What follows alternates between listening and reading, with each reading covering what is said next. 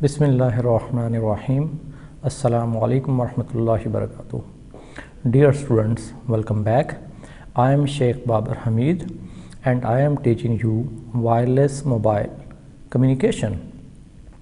In previous lecture, we were discussing error detection and correction codes. We will continue our topic from block error correction codes. In previous lecture, we have done general discussion of block error correction code. Now, I am going to discuss one specific type of the block error correction code, and that is Hamming code.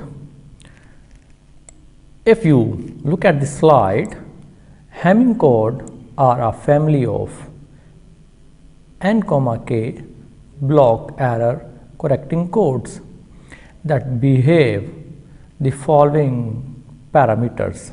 Hamming codes are a family of nk block error correcting codes that have the following parameters.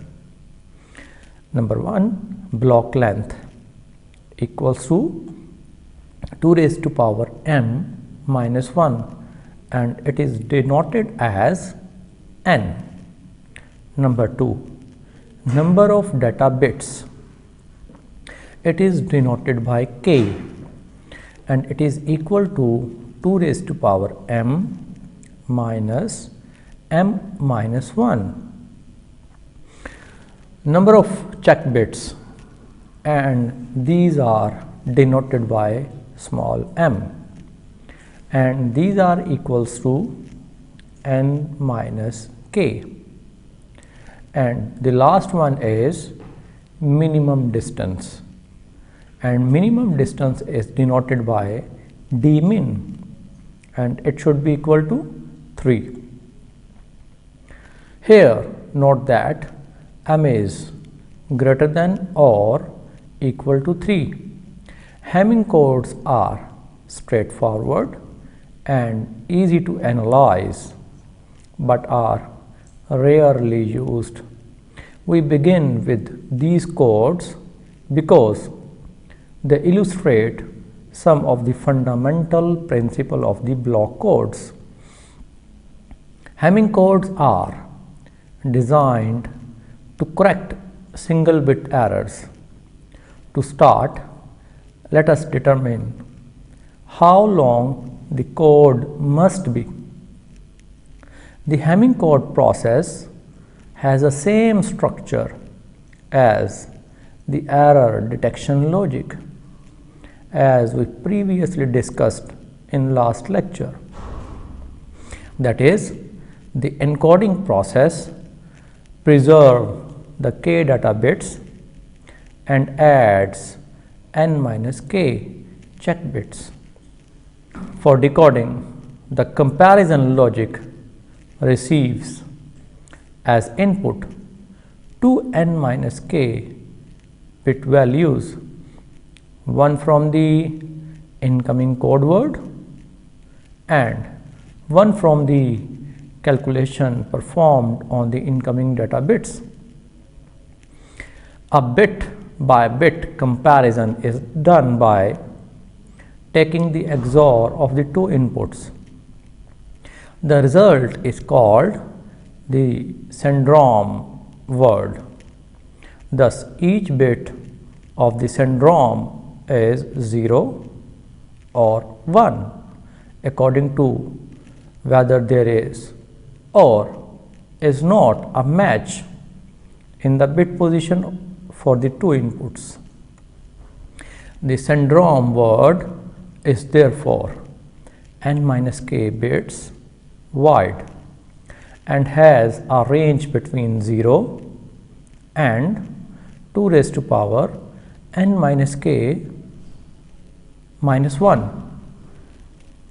The value 0 indicates that no error was detected, leaving 2 raised to power n minus k minus 1 values to indicate if there is an error which bit was in error. Now, because an error could occur on any of the k data bits or n minus k check bits, we must have 2 raised to power n minus k minus 1 should be greater than or equal to k plus n minus k, and it should be equal to n. Actually, this equation gives the number of bits needed to correct a single bit error in a word containing k data bits. Now look at table 8.1. This table lists the number of check bits required for various data lengths. For convenience, we would like to generate a syndrome with following characteristics. Number 1, if the syndrome contains all zeros, no error has been detected. Number 2, if the syndrome contains 1 and only one bit set to 1, then an error has occurred in one of the check bits. No correction is needed. Number 3, if syndrome contains more than one bit set to 1, then the numerical value of the syndrome indicates that the position of the data bit in error. This data bit is inverted for correction. To achieve these characteristics, the data and check bits are arranged into an n-bit block as follows. Counting from the least significant, that is rightmost position, the Hamming check bits are inserted at positions that are a power of 2.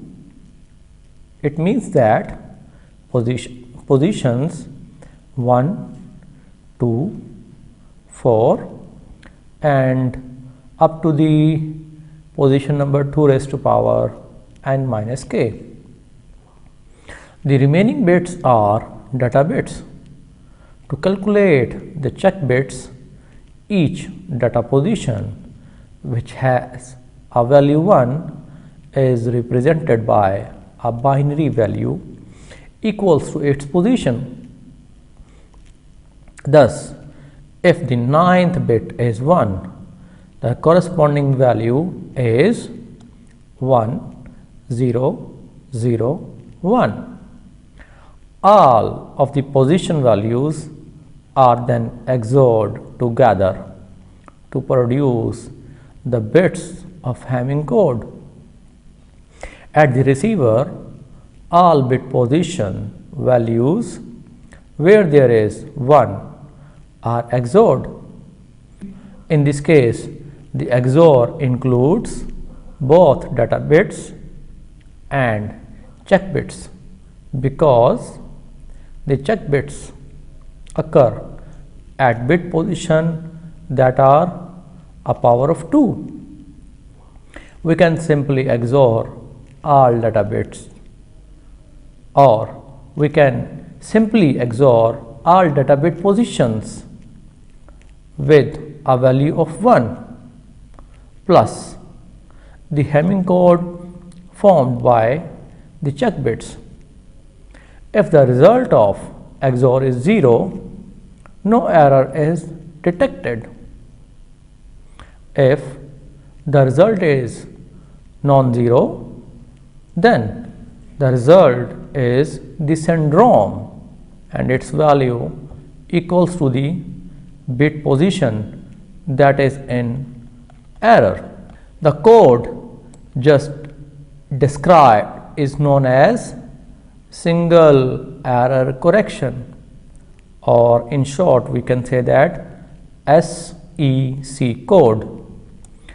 A variation is a single error correcting, double error detecting. It can be said as SEC-DED code, as you can see in table 8.1 that was shown previously. It shows such codes require one additional bit compared with SEC codes. The extra bit is a parity bit over the entire code block. Now, please look at the slide of cyclic codes. Most of the error correcting block codes that are in use are in category called cyclic codes. For such codes, if the n-bit sequence C equal to 0, C1 up to Cn minus 1 is a valid code word, then Cn minus 1, C0, C1 up to Cn minus 2, which is formed by cyclically shifting C one place to the right, and it is also a valid code word. This class of codes can be easily encoded and decoded using linear feedback shift register, and we have discussed linear feedback shift registers in previous lectures. Example of cyclic code include the Bose-Chaudhuri, BCH and Reed-Solomon codes. The LFSR implementation of cyclic error correcting encoder is the same as that of CRC error detecting code, as illustrated in figure 8.4.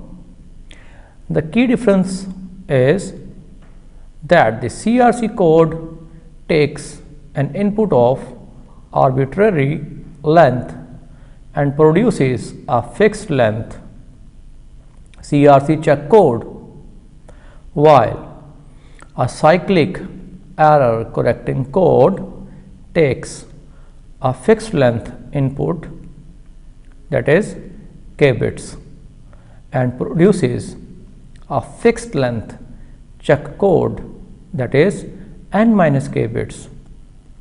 Now look at figure 8.7. It shows the LFSR implementation of the decoder for a cyclic block codes. Compare this to the encoder logic in figure 8.4 that was previously shown. Note that for the encoder, the k data bits are treated as input to produce an n minus k code of check bits. In the shift register for the decoder, the input is the received bit stream of n bits consisting of k data bits followed by n minus k check bits. If there are no errors after the first k steps, the shift register contains the pattern of check bits that were transmitted.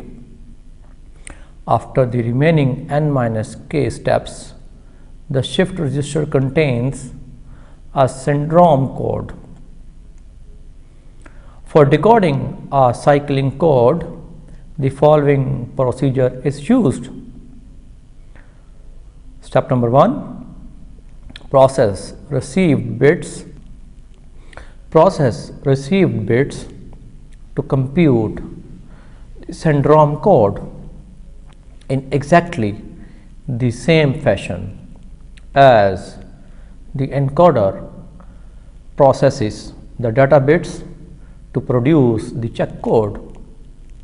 Number 2, if the syndrome bits are all 0, no error has been detected. Number 3, if the syndrome is non-zero, perform additional processing on the syndrome for error correction. To understand the significance of the syndrome, let us examine the block code using polynomials.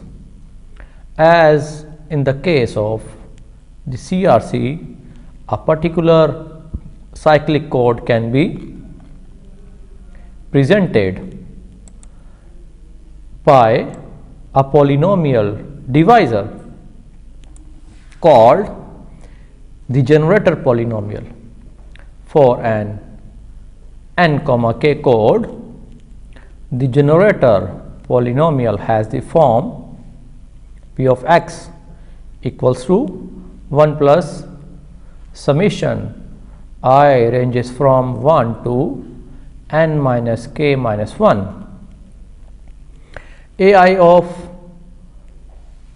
x raised to power I plus x raised to power n minus k, where each coefficient ai is either 0 or 1, corresponding to 1 bit position in the divisor.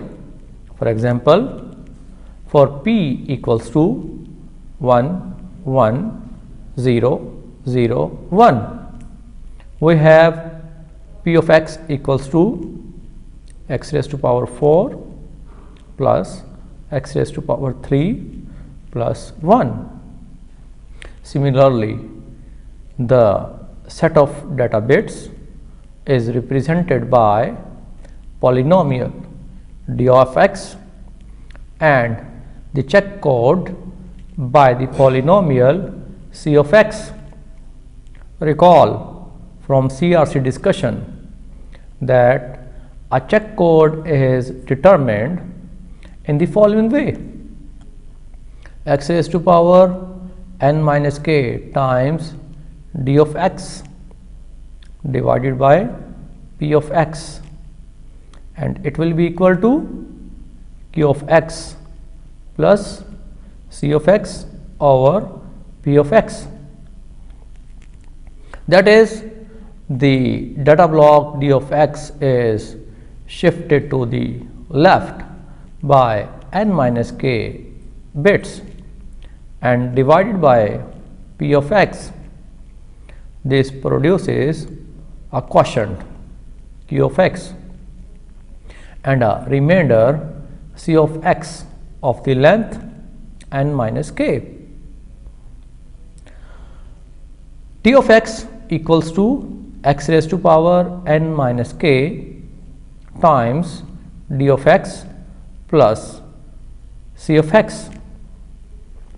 If there is no error on reception, t of x will be exactly divisible by p of x with no remainder.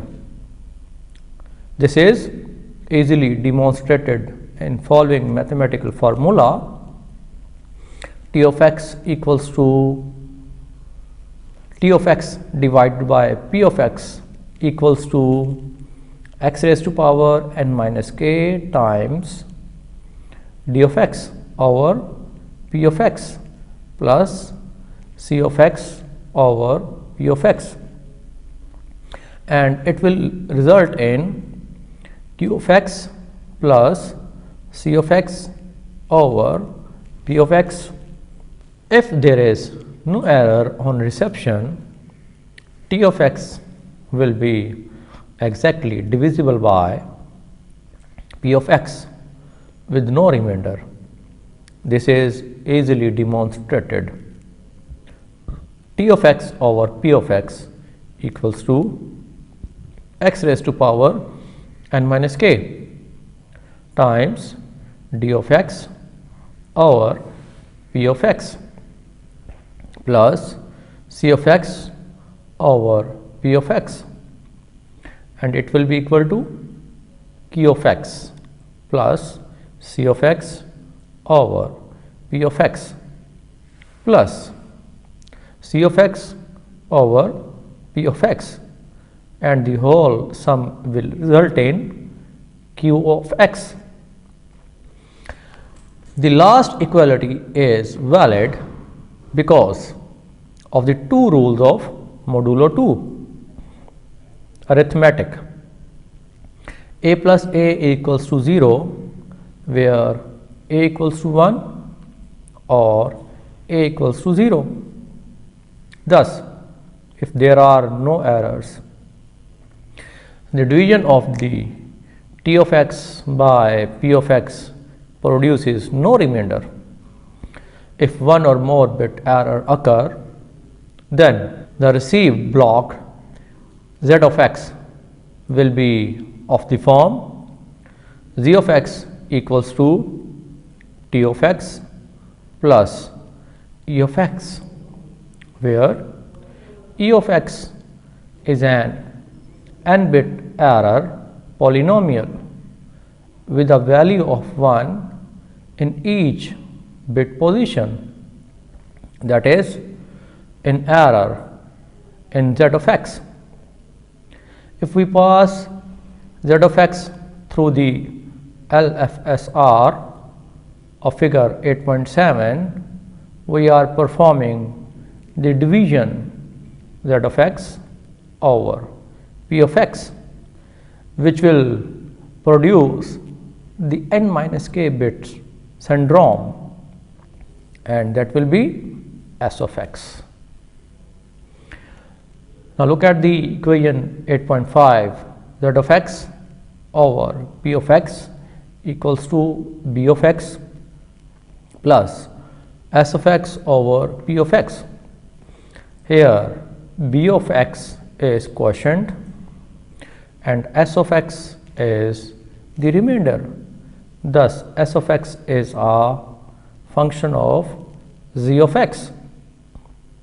But how does this help us perform error correction?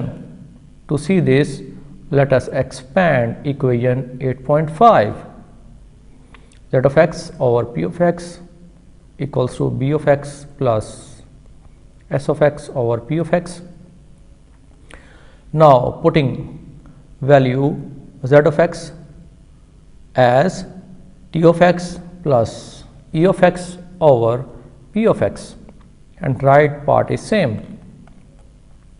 Then q of x plus e of x over p of x equals to b of x plus s of x over p of x, and that will be equal to e of x over p of x equals q of x plus b of x plus s of x over p of x. What we see is e of x over p of x produces the same remainder as z of x over p of x. Therefore, regardless of initial pattern of bits, transmitted values of t of x, the syndrome value s of x depends only on the error bits. If we can recover the error bits e of x from s of x, then we can correct the errors in z of x by simple addition, and that is given in following equation: z of x plus e of x equals to t of x plus e of x plus e of x, and that will be equal to t of x. Because s of x depends only on e of x, we can easily determine the power of a cyclic block code.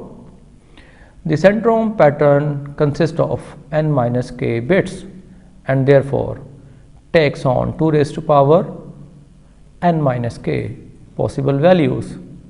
A value of all 0 indicates no errors. Therefore, a total of 2 raised to power n minus k minus 1 different error patterns can be corrected. To be able to correct all possible single bit errors with an n, k code, we must have n is less than or equal to 2 raised to power n minus k minus 1. To be able to correct all single and double bit errors, the relationship is n plus n into n minus 1 over 2 should be less than or equal to 2 raised to power n minus k minus 1.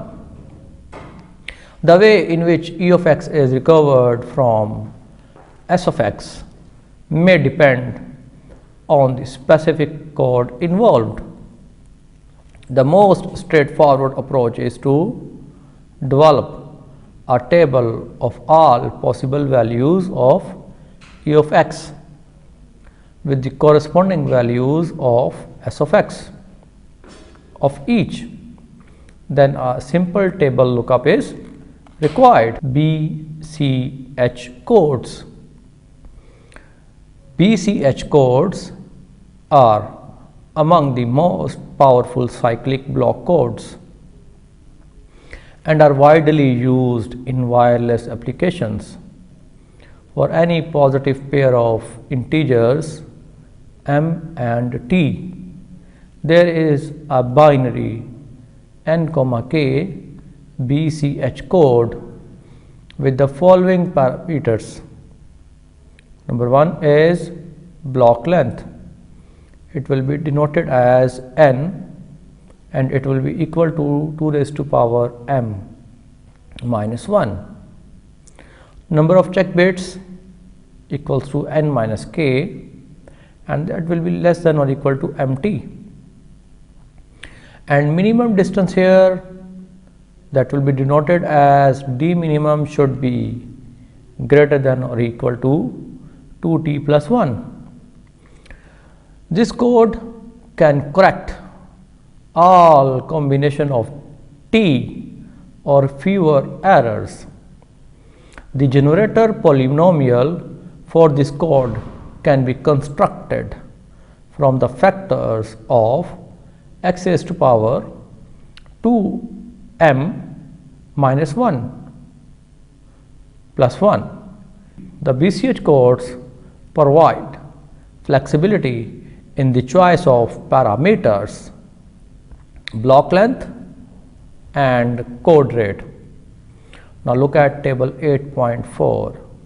It lists the BCH parameters for the code length up to 2 raised to power 8 minus 1, and also table 8.5 lists some of the BCH generator polynomials.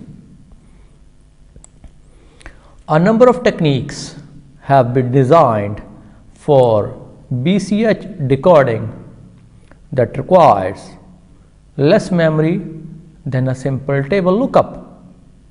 One of the simplest was proposed by Berlekamp. The central idea is to compute an error locator polynomial and solve for its roots. The complexity of the algorithm increases only as the scale of the number of errors to be corrected. Solomon codes.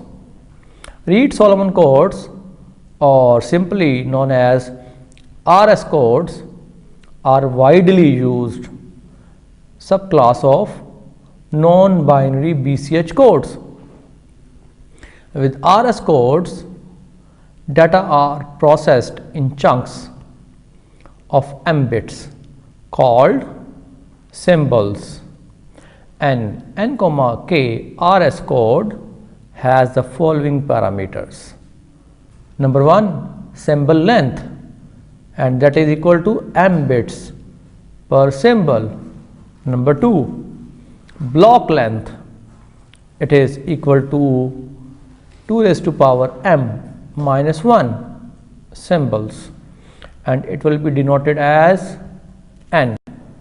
It can also be written in the form of bits. In that case, it will be equal to m times 2 raised to power m minus 1 bits. Data length, and it is equal to k symbols. Size of check codes, and it is equal to n minus k equals 2t symbols, and in the form of bits it will be equal to m times 2t bits. Now, last parameter is minimum distance, and it is denoted as dmin, and it should be equal to 2t plus 1 symbols. Thus, the encoding algorithm expands a block of k symbols to symbols by adding n minus k redundant check symbols. Typically, m is a power of 2. A popular value of m is 8. RS codes are well suited for burst error correction. They make highly efficient use of redundancy, and block length and symbol sizes can be easily adjusted to accommodate a wide range of message sizes. In addition, efficient coding techniques are available for RS codes. Now, please turn to the slide, that is block interleaving. Block interleaving is a common technique used with block codes in wireless systems. We saw an example of this in figure of previous chapter. The advantage of interleaving is that a burst error that affects a sequence of the bits is spread out over a number of separate blocks at the receiver so that error correction is possible. Interleaving is accomplished by reading and writing data from memory in different orders. As you can see in figure 8.8, it illustrates a simple and common interleaving technique. In this case, data to be transmitted are stored in a rectangular array in which each row consists of n bits equal to the block size. Data are then read out one column at a time. The result is that k data bits and their corresponding n minus k check bits, which form a single n bit block, are spread out and interspersed with bits from other blocks. At the receiver, the data are de-interleaved to recover the original order. If during transmission a burst of noise affects a consecutive sequence of bits, those bits belongs to different blocks, and hence only a fraction of the bits in error need to be corrected by any one set of check bits. Specifically, a burst of length L equals to MB is broken up to M burst of length V. Some thought should convince you for the following assertion. Suppose we have an n, k code that can be corrected and that can correct all combination of t or fewer errors where t equals to n minus k over 2 floor function. Then if we use an interleaver of degree m, then the result is an mn, mk code. Then if we use an interleaver for degree m, then result is an mn, mk code that can correct burst error of up to mt bits. Dear students, till now we have studied different types of block codes, in which we studied about BC code and RS code. Inshallah, in next lecture we will be studying convolutional codes.